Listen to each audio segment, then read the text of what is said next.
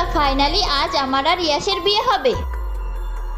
আমি থাকতে আমার ইয়াসকে কেউ কেড়ে নিতে পারবে না। মাহি, তুমি এখানে? কিন্তু তুমি তো অ্যাক্সিডেন্টে মারা গিয়েছিলে। আরে ও হঠাৎ করে গায়েব হলো কিভাবে?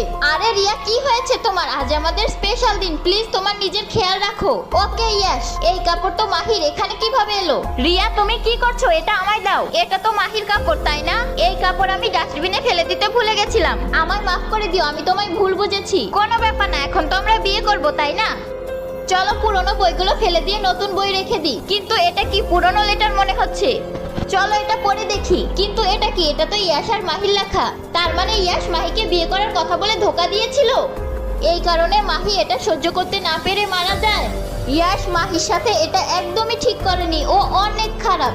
ইয়ার মাহির সাথে অনেক খারাপ হয়েছে। ইয়াস একদমই ভালো না। হ্যাঁ, তুমি ঠিক বলেছো। রিয়া, তোমার মন খারাপ কেন? কিছু না ইয়াস,